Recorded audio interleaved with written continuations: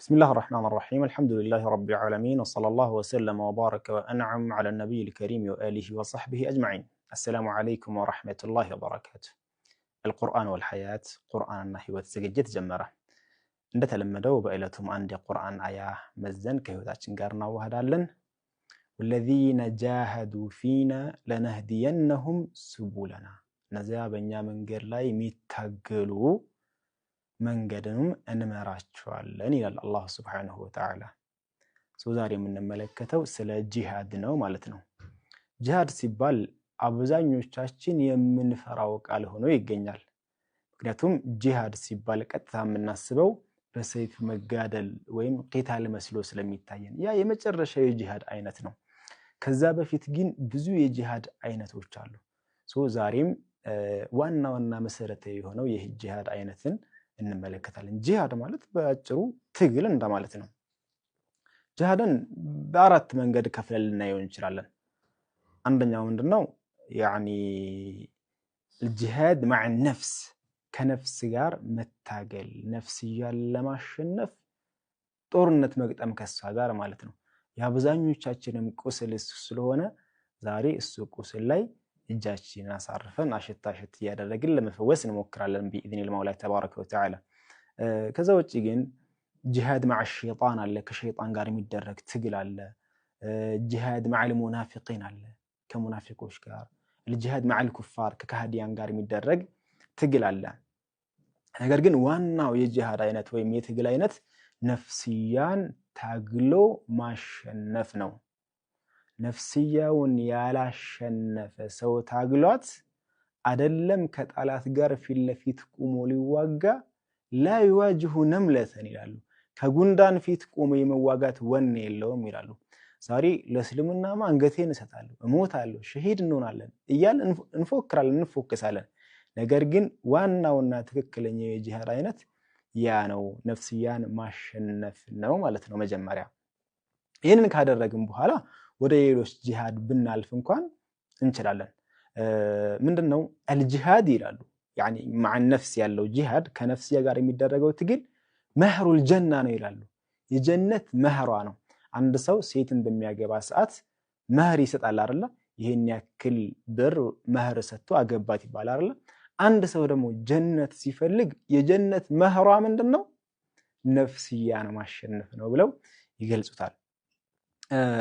ነፍስያ ጋር በምንታገል ሰዓት አጭሩና ዋናው መፍትሄ እሷ እንድናሸንፍ ያው ጂሃድ ሲባል መቼም ትዋጋለህ ትታገላለህ ፋይት ነው። አንደኛው ድል ይነሳል፣ አንደኛው ደግሞ ይሸነፋል። ከነፍስያህም ጋር በምትታገል ሰዓት ወይ እሷ ታሸንፋለች ወይ አንተ ትሸነፋለህ። እሷን ለማሸነፍ ከምትሄድባቸው ርቀቶች ዋናዎቹ ይላል العلم ነው አሉ። ዕውቀት ማለት ምንድነው? አንተ ለምንድነው ወደዚህ ምድር የመጣሁት ወደዚህ ዓለም ለምን ተፈጠርኩኝ የሚለውን ስታቅ የተፈጠርክበት ዓላማና ሚስጥሩ ሲገባህ ነፍስያህን ማስጨነቅ ትችላለህ። እኔ የተፈጠርኩት ለዚህ ዓላማ ነው። አንቺ ልታሸንፊ ልትረቺኝ አትችይም። በተለይ በዚህ ረመዳን ደግሞ ነፍስያን ለመግራት አላህ የሰጠን ትልቅ ፍርሳና እድል እንደሆነ አምነን ልንታገልበት ልንለፋበት ልንሄድበት ይገባል ማለት ነው። ነፍስያ መራቲቦች አሏት፣ ደረጃዎች አሏት። እንደው ቀለል ባለ መንገድ ስንመለከተው የነፍስ አይነቶች ብዙ ከመሆናቸው ጋር አንደኛው የነፍስ አይነት النفس الأمارة بالسوء የምትባላለች። በመጥፎ ነገር የምታዝ ነፍስ፣ ሰውን ወደ መጥፎ የምትጋብዝ وما أبرئ نفسي إن النفس لأمارة بالسوء إلى القرآن ላይ ነፍሴን አላጠራም። ለምን? ነፍስ በመጥፎ ነገር ላይ አዛዥ ስለሆነች ይላሉ። ያቺን አይነት ነፍስ እንታገላታለን፣ ከሷ ጋር ጁህድ እንገጥማለን፣ እንፋጠጥና ምን እናረጋታለን? ወደ ሁለተኛው የነፍስ አይነት እናመጣታለን። እሷ ምንድነው? النفس اللوامة የምትባላለች። ይህቺ ነፍስ اللوامة ማለት ደግሞ ወቃሽ ነፍስ። የሆነ ወንጀል ትሰራና ምን ታደርጋለች? ልክ ሰርተህ ከጨረስክ በኋላ ወይኔ ለምን ሰራሁት ምናምን ብለህ ትጸጸታለህ። ሰው ዚና አድርጎ እንደጨረሰ ማለት ያ አላህ ምን ነው ምናሳስቲ ብሎ ይጨነቃል። ገባ? ይህ አይነቱ ነፍስ ምን ይባላል? ወቃሽ ነፍስ። ከመጀመሪያዋ ነፍስ ትሻላለች። ታግለን ወደ ሁለተኛው የነፍስ አይነት ወደ ነፍስ اللوامة እናመጣታለን ማለት ነው። ከዛ ባሻገርስ አሁንም እንታገላታለን፣ ነፍሳችን እንለፋለን፣ እንጥራለን። ወደ ምን ነፍስ ለማምጣት? النفس المطمئنة ወደምትባለው ነፍስ المطمئنة ማለት የተረጋጋች ነፍስ በሰኪና የተሞላች የተዋበች የደመቀችዋ ነፍስ ወደዛች ነፍስ ለማምጣት ጁህድ እናደርጋለን ማለት ነው። የሆነ ወንጀል በምንሰራ ሰዓት የነፍስያችን ጉትጉታ ነው ወይስ የሸይጣን ጉትጉታ ነው የሚለውን ለመለየት አንዳንድ ሐሳቦች ማውሳት እንችላለን። ምክንያቱም አንድ ነገር ለማወቅ ወይ ለማሸነፍ ታግለን ምክንያቱም ማወቅ ስላለብን ወንጀል በሁለት መንገድ ሊሰራል ይችላል። አንደኛ በነፍስያ ጉትጉታ ነው፣ ሁለተኛ በሸይጣን ጉትጉታ ነው። በሁለት መንገድ ይሰራል። የሁለቱን በምን ልለያቸው እንችላለን? የመጀመሪያው ነፍስያ የምትፈልገው የወንጀል አይነት ምንድነው? ጣዕም ያለው ነገር ለአሁን የሚያስደስታት ነገር ካገኘች ነፍስያ ሐላል ነው ሐራም ነው አትልም፣ ስራው ትወተውታለች። ይህች አይነቷ ወንጀል ከነፍስያ ጉትጎታ የምትመጣ ናት ማለት ነው። ከሸይጣን የሚመጣው የጉትጎታ አይነትስ? ሸይጣን ምንም ይሁን ምን ዓላማው ሐደፉ አንተን ማሳሳት የጀሃነም እራት ማድረግ ነውና አሁን ያስደስትህ ጉዳዩ አይደለም፣ ይጎተጉታል። ለምን? ኢነ ሸይጣን ለኩም ዐዱው ሙቢን፣ ሸይጣን ለእናንተ ግልጽ ጣላት ስለሆነ ማለት ነው። ስለዚህ ሌላኛው የምንለይበት መንገድ በተለይ ረመዳን ላይ የሚሰሩ ወንጀሎች፣ አሁን ረመዳን እንደመሆኑ በረመዳን ወንጀል ምንሰራ ከሆነ የነፍስያችን ችግር ነው ማለት ነው። ምክንያቱም ረመዳን ላይ ሸይጣኖች ስለሚታሰሩ ያችን ነፍስ ረመዳንን ድሉን ተጠቅመን ልንታገላት ጁህድ ልናደርጋት ይገባል።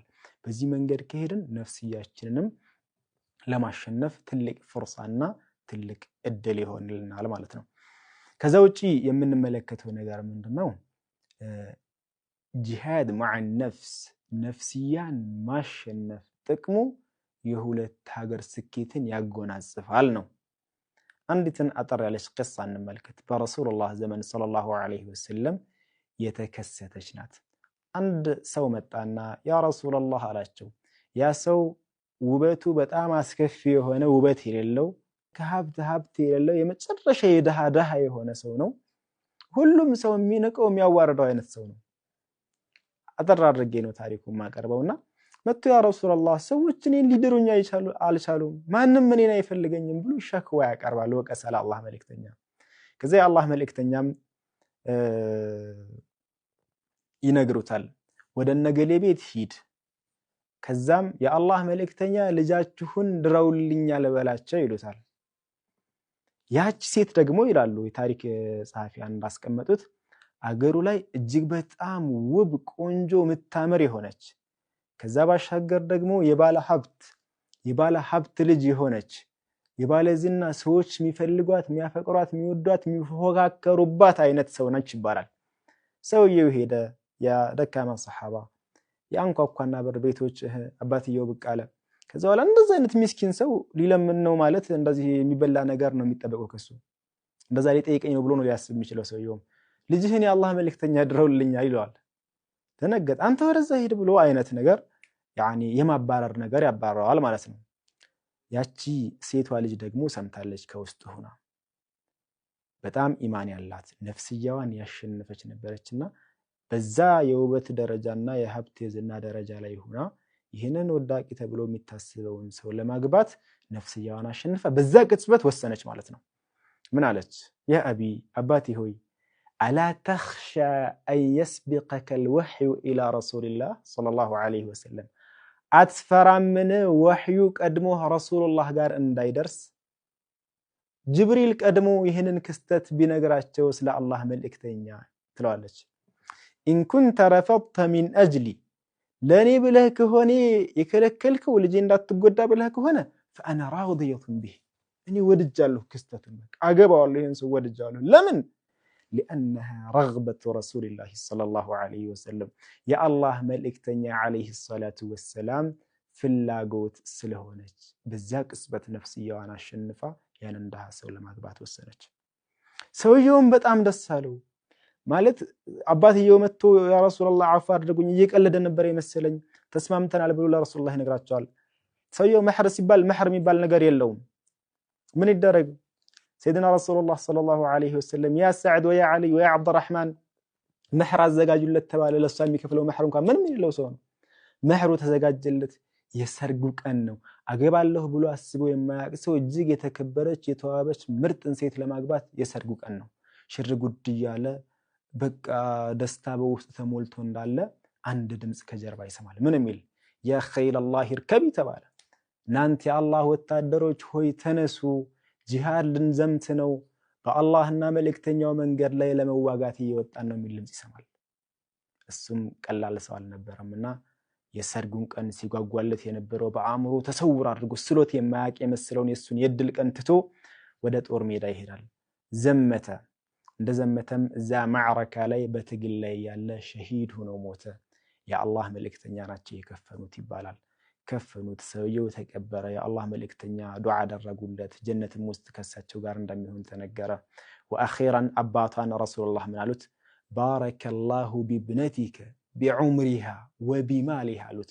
አላህ ልጅህን ይባርክልህ፣ እድሜዋንም ይባርከው፣ ገንዘቧንም ይባርክልህ አሉት ይባላል የአላህ መልእክተኛ። ከዛስ ያቺ እንስት ከሰሐቢያቶች ከሴት ሰሐባዎች በሙሉ ረጅም እድሜ የነበራት እሷ ናት ይባላል። በገንዘብ ደረጃም በላጯ ባለሀብት እሷ ሁና ኖረች ይባላል። ነፍስያን ማሸነፍ የሁለት ሀገር ድልን ያጎናጽፋል። አላህ ይወፍቀን። የዕለቱን በዚህ ፈጸምን። በቀጣይ እስከምንገናኝ ወሰላሙ ዐለይኩም ወረሕመቱላህ።